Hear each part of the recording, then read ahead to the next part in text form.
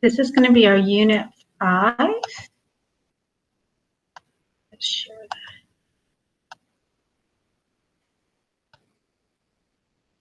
that. Okay, so this is unit 5.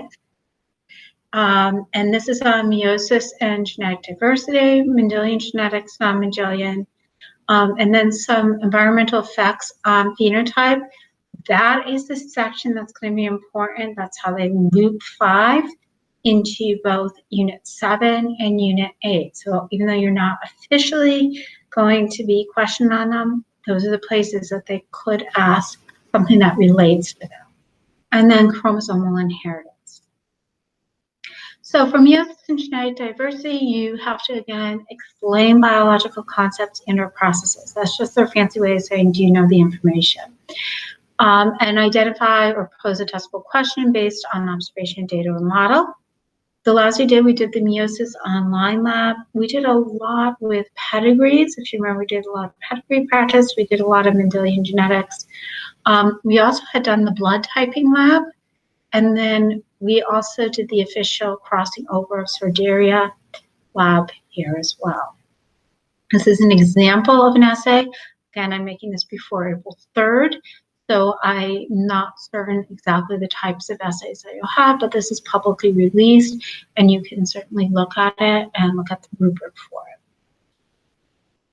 So chromosomes, if you remember a body cell, if we're looking at a human, we have 46, so it's a diploid. If I was looking like at a Drosophila, it'd be 4. If I'm looking at an orangutan, it would be 48. It's going to differ by organisms.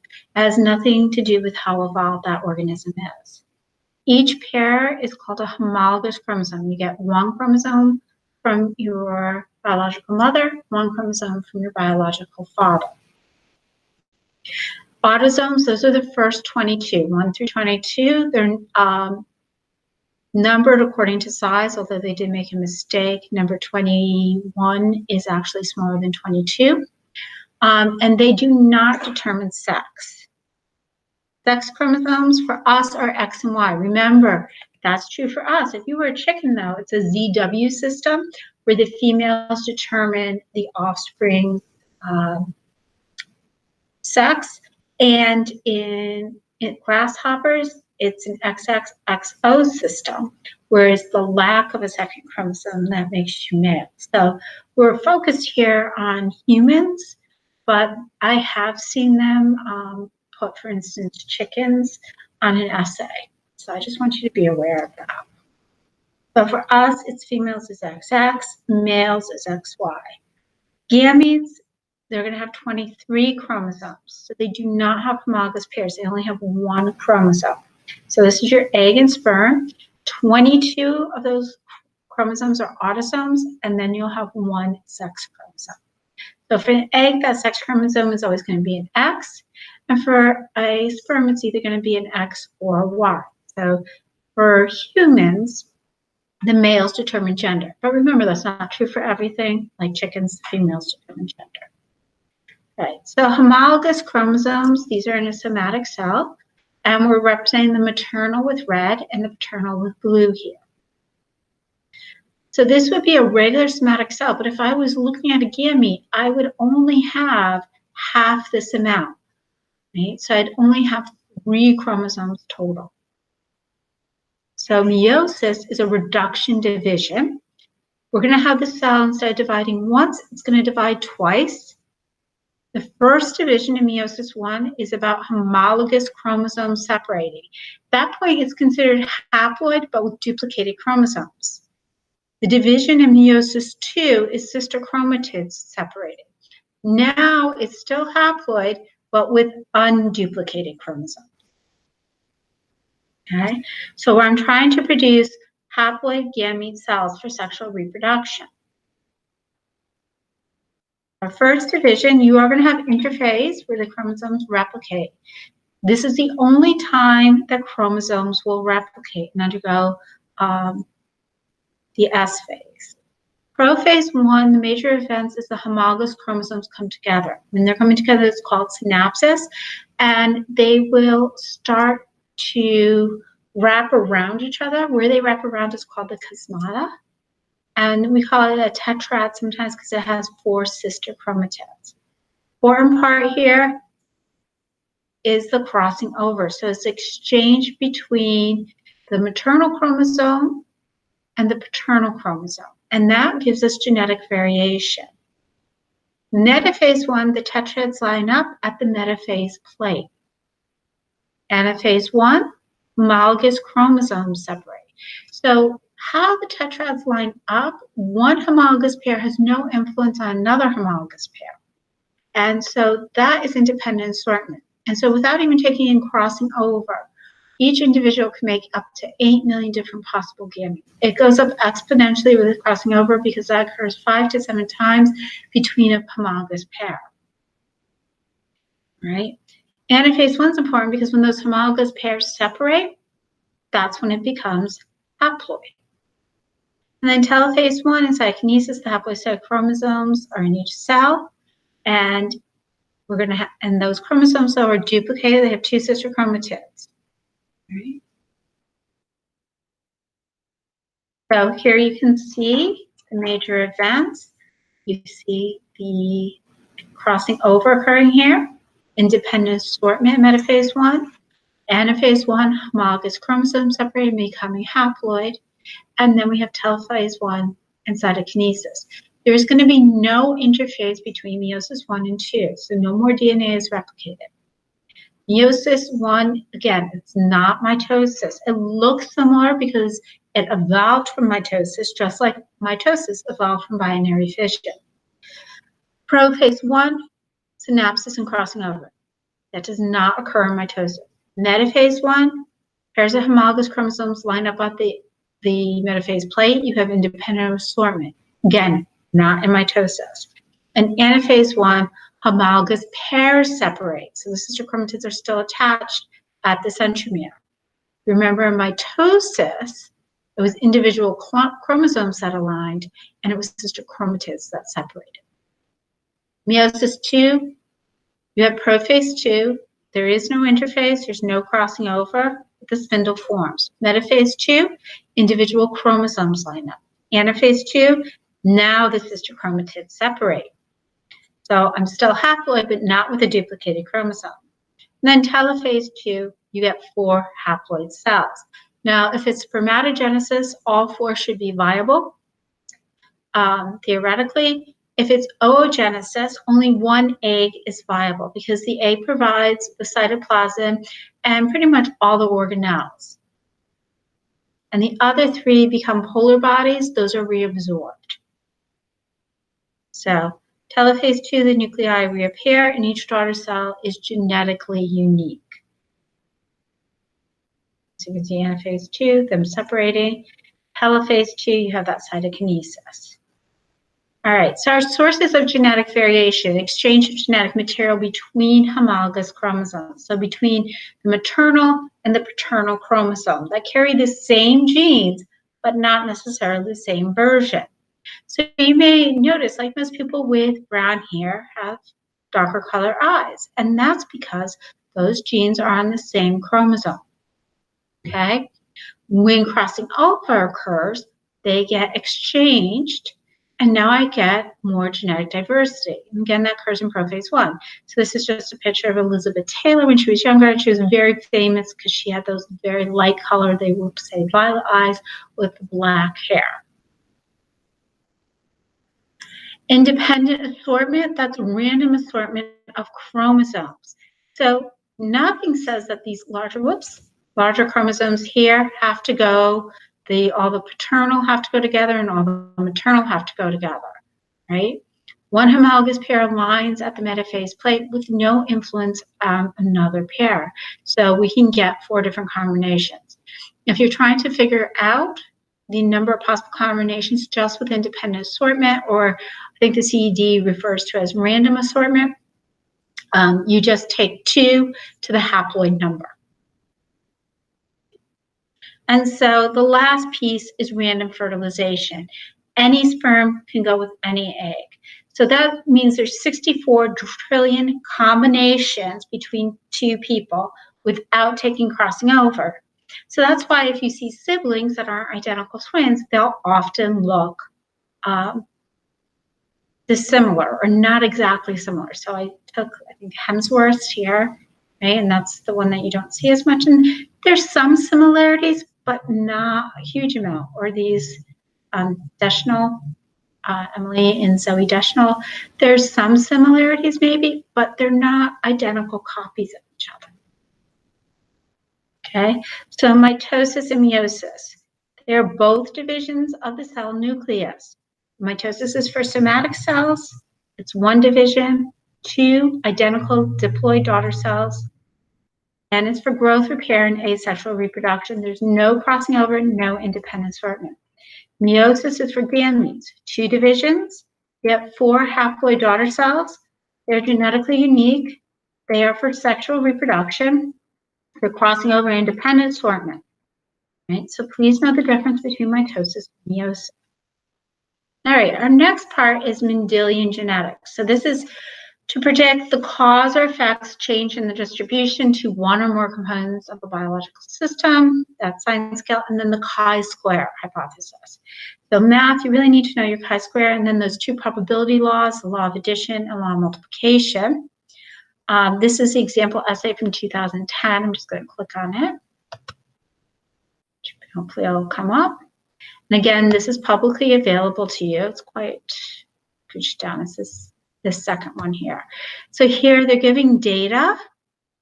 You're talking about the phenotype, what something looks like, and you're making a prediction about the genotype. And you're going to be, in this case, they put it with Hardy-Weinberg. But I've also seen them do that with chi-square.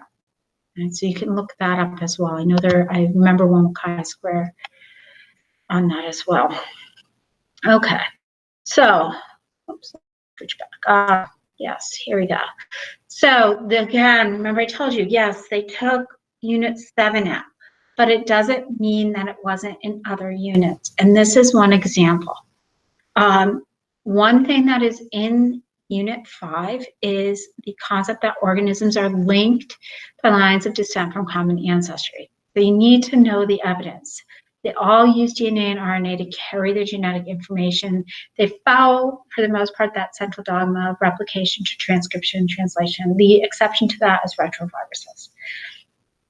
Major feature is their genetic code. They all have the same genetic code. It's complementary base pairing, guanine with cytosine, adenine with thymine or uracil, and that they all use every 3 nitrogen bases to code for an amino acid in the protein. Ribosomes are found in all life forms. Okay, so anything from prokaryotic up have ribosomes. And they have conserved metabolic pathways. And the prime example of that is glycolysis is performed by all organisms. Autotrophs like plants, heterotrophs like us, bacteria, they all do glycolysis, whether they're aerobic or anaerobic. So just a quick reminder, alleles are alternative versions of a gene. So these are both coding for color, that's the gene of the flower, but one's purple and one's white, so those are different alleles. Mendel's law of segregation states alleles separate during gamete formation. So that's when those homologs separate during meiosis 1. Okay, and that's supported by a monohybrid cross where they're both heterozygous. Otherwise, this homozygous recessive that I've highlighted here would not be able to exist because big R would always go with little r. And that's what you're seeing here in this picture. So you can see that those homologs are separating during meiosis 1. Mendel's law of independent assortment. This is where we're getting into the fact that homologous chromosome pairs align at that metaphase plate with no influence on each other. So the allele pairs separate independently during gamete formation. So this is proven or supported, I should say, with a dihybrid heterozygous cross. I could not have offspring that are recessive, for instance, for one trait and dominant for another trait if that did not occur. If all the recessives had to go together or all the dominants had to go together. So that's our independent assortment in meiosis or random assortment according to the CDD. So again, segregation, independent assortment. And then they did not have in the CAD the principle of dominance, but is in this picture. All right, so dominant, we're going to use a uppercase, recessive, a lowercase. Homozygous is two the same. So it could be homozygous dominant or homozygous recessive. I'm only going to see the recessive in the phenotype if I'm homozygous. Heterozygous, two different alleles, and it's the dominant allele that I will see in the phenotype. Phenotype is the expression of the physical trait, so the protein that's made, or it could be something that you can see externally like hair color or eye color. Genotype is your alleles, your genetic makeup. Okay, and then the test cross we did is to determine if a dominant phenotype is homozygous or heterozygous. If it's homozygous, then all the offspring, 100%, should show the dominant phenotype. They were heterozygous, about 50% should show the dominant phenotype, 50% recessive. Remember, this is chance. Each offspring is individual. So monohybrid, we're looking at one trait. Dihybrid, we look at two traits. Okay. So for the rule of multiplication, your key term is and. We did this in the QMQs and then the quantitative test. You should be everybody seemed pretty comfortable with this.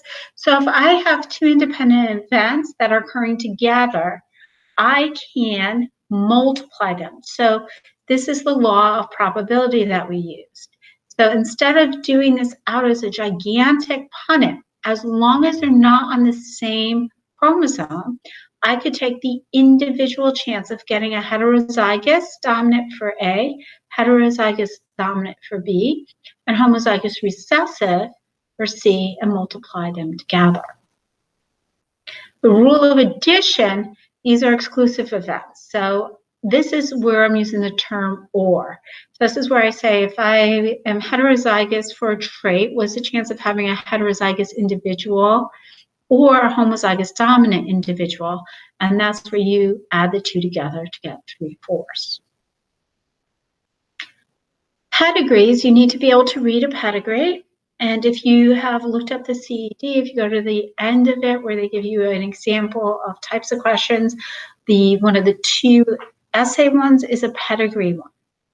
All right, so simple questions to ask: does the trait skip a generation? So the parents don't have it and the child does. If you say no, it's going to be an autosomal dominant. If you say yes, then you're going to be looking, does it occur vastly in more males than females? If you say no, it's autosomal recessive. If you say yes, it's autosomal. Oh, that shouldn't say autosomal. That should actually say sex-linked recessive. If you said yes to this, that should say sex-linked recessive. All right. So 2, yes, is sex-linked recessive. Okay. So if I'm looking here, it skips generations. So that tells me it's recessive. Parents don't have it, they have a child who has it. And you can see all the males, which are squares, remember females are circles, are the ones colored in. So this would be a sex-linked recessive. Here, it does not skip a generation. And there's some males and females. So this is going to be autosomal dominant. Here, it's skipping generations, so it's recessive. But I see it in males and females. So this is going to be autosomal recessive.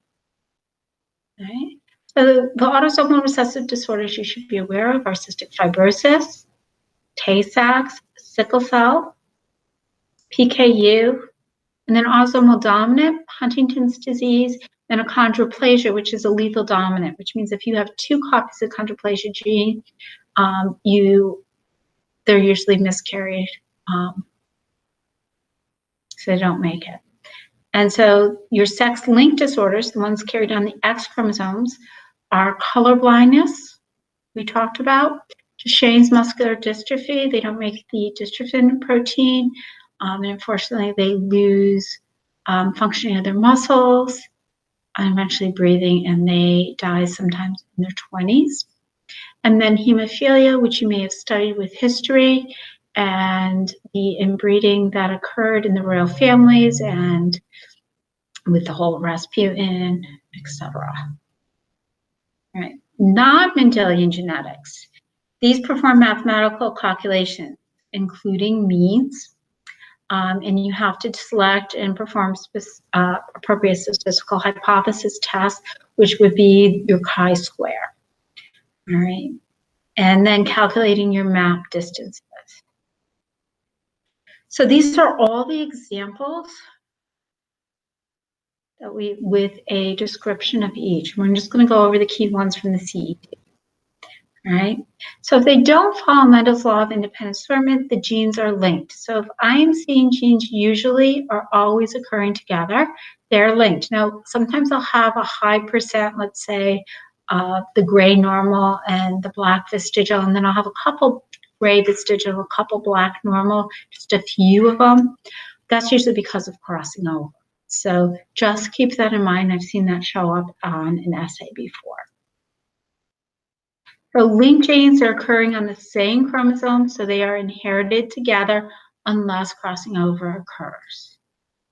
Okay, so that's why some of them linked genes would separate. The further apart the two genes are on the same chromosome, higher probability they're crossing over occur, right? Because it's like you get more tension, just like if I was going to break this pencil here.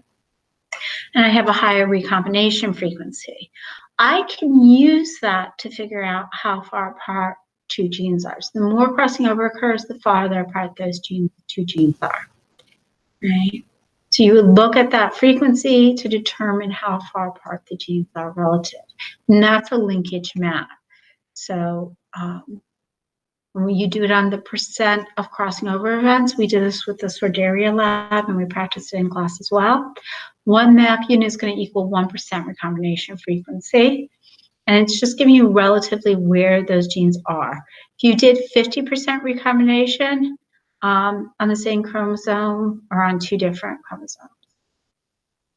Complete versus codominance. And this, we're really seeing that relationship between our genotype and phenotype, right? Complete dominance, if you're heterozygous or homozygous for the dominant allele, you're going to show up with that phenotype. So red and white flower, all the flowers should be red because red's dominant.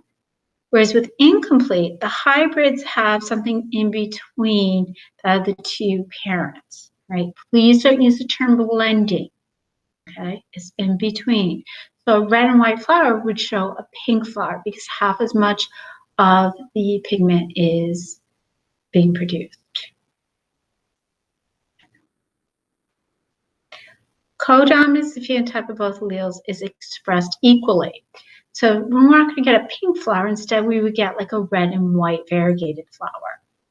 And then some things have multiple alleles. We did this with our blood typing lab where we looked at blood type A, B, and O. And remember, we used the I's with the superscripts because A and B are codominant, but I is recessive. If you don't remember how to do any of the Mendelian problems, you can go back and look at the Bozeman or the Khan Academy or look through your notes. We did quite a bit of practice with these. Epistasis, this is one gene affects the phenotypic expression of another gene. And albinoism is a great example because, for instance, if you look at yellow labs, they're just not making the melanin, right? They are supposed to be either black or chocolate labs, and you can tell that, remember, if you look at their nose. But because they're not making that melanin, they're not able to express that. Okay, and then most of our traits are what we call polygenic inheritance. They affect two or more genes are actually causing the phenotype. So you get that kind of bell curve. It gives a lot more variation, which is important for natural selection and evolution. Very few traits we have are discrete. You have your earlobes, whether they're attached or they're not, widow's peak, whether you have it or not, or if you have a hitchhiker's thumb or not. But if you think of things like height, skin coloration, all types of traits in humans or even other organisms, we see that huge variation, and that's really important for evolution. Sex-linked genes are going to be occurring on the sex chromosomes, right? X or Y. And we focused on the ones that are occurring on the X chromosome because males are going to be, if they have a recessive trait, it can't hide in the heterozygous condition, right? Because they only have a single X, or what we call hemizygous. Females can be affected if they get, but if it's recessive, they have to get 2 of those X's. So it's much more rare in them, and they can be carriers. So they can have the allele, but it doesn't show because they have the dominant allele on the other X chromosome. Okay. And so that changes the transmission of sex-linked recessive traits. So that's why you have to take in consideration not just the trait, but also the sex. So females that are carriers versus females that have the trait. Males that don't have the trait versus males that do have the trait. You can't just say the number of children that have the trait versus the number of children who don't have the trait. Why we've talked about is required for the development of males, right? And that SRY gene, that is going to get turned on by the testosterone that is going to bind to its receptor, which is in the nucleus. And that codes for the protein, and that starts to regulate the other genes, right? Then we also have non-nuclear inheritance. Chloroplasts and mitochondria, as you know, they have their own circular DNA because they were once bacteria. And then they randomly assort into gametes. So they're not going to follow any of the Mendelian rules. The mitochondria is primarily inherited by the maternal line, and we've actually can trace that out. There are a few exceptions, but as far as the AP exam is concerned, it's only maternal line. So if you did read an extra credit about how sometimes the sperm will give some mitochondria, that's not going to be on the AP exam. They're going to strictly consider it the maternal line because that's the other way is an exception to the rule, much more rare. And the mitochondria and chloroplasts, those are in the ovule of the plant, and so they're maternally inherited, okay? And we can see that here, this variegation that we see here in these leaves, this is due from getting the plastids like the chloroplasts. Plastids are just a more general term for organelles that contain the pigment. So you get this variegation of the leaf. Okay.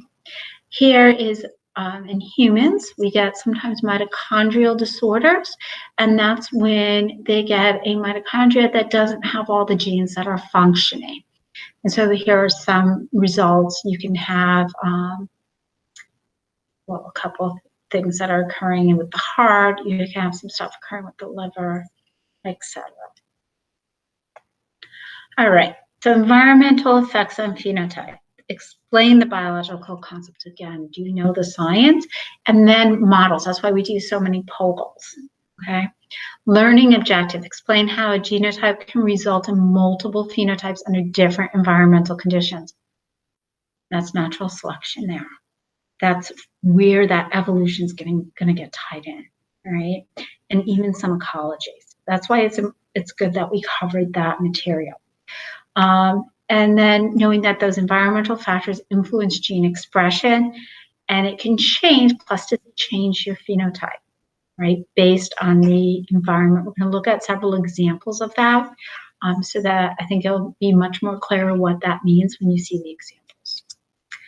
All right, so we have genetic and environmental. So this is a good example, hydrangea. You might have them growing in your backyard. Whether they are pink or whether they are blue or something in between, that has to do with the acidity and the amount of aluminum in the soil. So the same genes, right, but we're going to get a different phenotype because of its environment, right, and how that is going to affect it. Another example, this is kind of a sad one. This is from Gates Notes. It's part of the one of the things that Linda and Bill Gates do. This is the line, if you can see this little chalk line here, for median height in 9-year-olds worldwide. And these children from Tanzania, all their growth is stunted, you can see. They couldn't find any 9-year-old who could even get, that was taller than that particular line. You can see how tiny they are because they are malnourished, okay? So their genotype can be coding for them to be much taller, but because they're malnourished, they're not going to actually reach that height, right? So environment impacting the expression of that genotype, right, and changing what that phenotype is.